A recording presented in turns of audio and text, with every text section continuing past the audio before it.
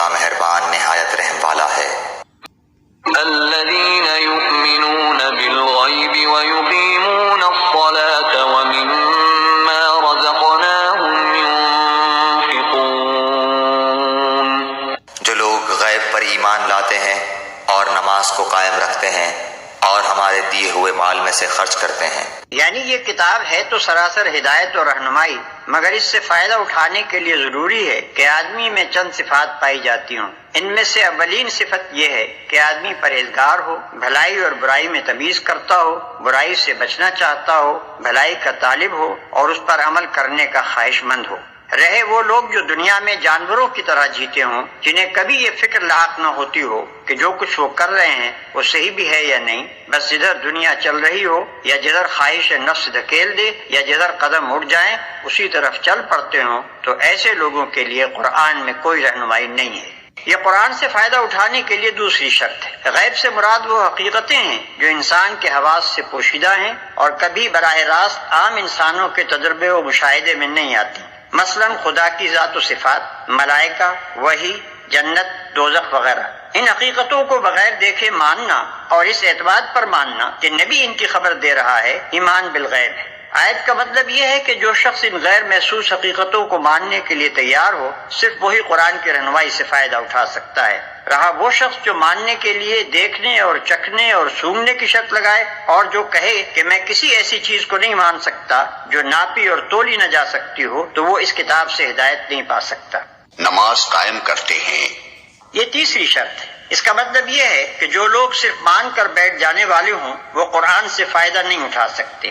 اس سے فائدہ اٹھانے کے لیے ضروری ہے کہ آدمی ایمان لانے کے بعد فوراً ہی عملی اطاعت کے لیے آمادہ ہو جائے، اور عملی اطاعت کی اولین علامت اور دائمی علامت نماز ہے۔ ایمان لانے پر چند گھنٹے بھی نہیں گزرتے کہ مؤذن نماز کے لیے پکارتا ہے اور اسی وقت فیصلہ ہو جاتا ہے کہ ایمان کا دعویٰ کرنے والا اطاعت کے لیے بھی تیار ہے یا نہیں۔ پھر یہ مؤذن روز 5 وقت پکارتا رہتا ہے، اور جب بھی انسان اس کی پکار پر لبیک نہ کہے اسی وقت ظاہر ہو جاتا ہے کہ مدعی ایمان اطاعت سے خارج ہو گیا ہے۔ پس ترک نماز دراصل ترک اطاعت ہے، اور ظاہر بات ہے کہ جو شخص کسی کی ہدایت پر کاربند ہونے کے لیے ہی تیار نہ ہو، اس کے لیے ہدایت دینا اور نہ دینا یکساں ہے۔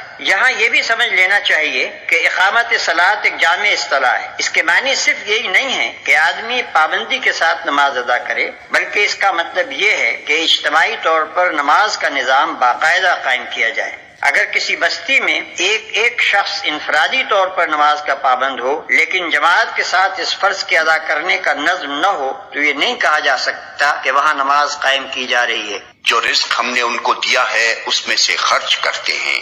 یہ قرآن کی رہنمائی سے فائدہ اٹھانے کے لیے چوتھی شرط ہے کہ آدمی تنگ دل نہ ہو، زر پرست نہ ہو، اس کے مال میں خدا اور بندوں کے جو حقوق مقرر کیے جائیں انہیں ادا کرنے کے لیے تیار ہو۔ جس چیز پر ایمان لایا ہے اس کی خاطر مال قربانی کرنے میں بھی دریغ نہ کرے۔ والذین یؤمنون بما انزل الیک وما انزل من قبلک وبالآخرۃ هم یوقنون، اور جو لوگ ایمان لاتے ہیں اس پر جو آپ کی طرف اتارا گیا اور جو آپ سے پہلے اتارا گیا، اور وہ آخرت پر بھی یقین رکھتے ہیں۔ جو کتاب تم پر نازل کی گئی ہے یعنی قرآن، اور جو کتابیں تم سے پہلے نازل کی گئی تھیں ان سب پر ایمان لاتے ہیں۔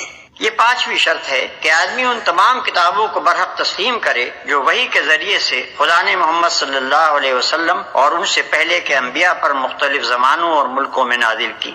اس شرط کی بنا پر قرآن کی ہدایت کا دروازہ ان سب لوگوں پر بند ہے جو سرے سے اس ضرورت ہی کے قائل نہ ہوں کہ انسان کو خدا کی طرف سے ہدایت ملنی چاہیے، یا اس ضرورت کے تو قائل ہوں مگر اس کے لیے وحی اور رسالت کی طرف رجوع کرنا غیر ضروری سمجھتے ہوں، اور خود کچھ نظریات قائم کر کے انہی کو خدائی ہدایت قرار دے بیٹھیں، یا آسمانی کتابوں کے بھی قائل ہوں مگر صرف اس کتاب یا ان کتابوں پر ایمان لائیں جنہیں ان کے باپ دادا مانتے چلے آئے ہیں۔ رہی اسی سرچشمے سے نکلی ہوئی دوسری ہدایات تو وہ ان کو قبول کرنے سے انکار کر دیں۔ ایسے سب لوگوں کو الگ کر کے قرآن اپنا چشمہ فیض صرف ان لوگوں کے لیے کھولتا ہے جو اپنے آپ کو خدائی ہدایت کا محتاج بھی مانتے ہوں اور یہ بھی تسلیم کرتے ہوں کہ خدا کی یہ ہدایت ہر انسان کے پاس الگ الگ نہیں آتی بلکہ انبیاء اور کتب آسمانی کے ذریعے سے ہی خلق تک پہنچتی ہے، اور پھر وہ کسی نسلی و قومی تعصب میں بھی مبتلا نہ ہو بلکہ خالص حق کے پرستار ہوں۔ اس لیے حق جہاں جہاں جس شکل میں بھی آیا ہے اس کے آگے سر جھکا دیں اور آخرت پر یقین رکھتے ہیں۔ یہ چھٹی اور آخری شرط ہے۔ آخرت ایک جامع لفظ ہے جس کا اطلاق بہت سے عقائد کے مجموعے پر ہوتا ہے۔ اس میں حسب ذیل عقائد شامل ہیں۔ ایک، یہ کہ انسان اس دنیا میں غیر ذمہ دار نہیں ہے بلکہ اپنے تمام اعمال کے لیے خدا کے سامنے جواب دہ ہے۔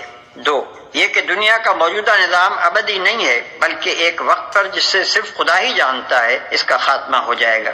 تین، یہ کہ اس عالم کے خاتمے کے بعد خدا ایک دوسرا عالم بنائے گا اور اس میں پوری نوع انسانی کو جو ابتدائے آفرینش سے قیامت تک زمین پر پیدا ہوئی تھی بیک وقت دوبارہ پیدا کرے گا اور سب کو جمع کر کے ان کے اعمال کا حساب لے گا اور ہر ایک کو اس کے کیے کا پورا پورا بدلہ دے گا۔ چار، یہ کہ خدا کے اس فیصلے کی روح سے جو لوگ نیک قرار پائیں گے وہ جنت میں جائیں گے اور جو لوگ بد ٹھہریں گے وہ دوزخ میں ڈالے جائیں گے۔ پانچ، یہ کہ کامیابی اور ناکامی کا اصلی معیار موجودگی کی خوشحالی و بدحالی نہیں ہے بلکہ در حقیقت کامیاب انسان وہ ہے جو خدا کے آخری فیصلے میں کامیاب ٹھہرے اور ناکام وہ ہے جو وہاں ناکام ہو۔ عقائد کے اس مجموعے پر جن لوگوں کو یقین نہ ہو وہ قرآن سے کوئی فائدہ نہیں اٹھا سکتے، کیونکہ ان باتوں کا انکار تو درکنار، اگر کسی کے دل میں ان کی طرف سے شک اور تذبذب کی کیفیت بھی ہو تو وہ اس راستے پر نہیں چل سکتا جو انسانی زندگی کے لیے قرآن نے تجویز کیا ہے۔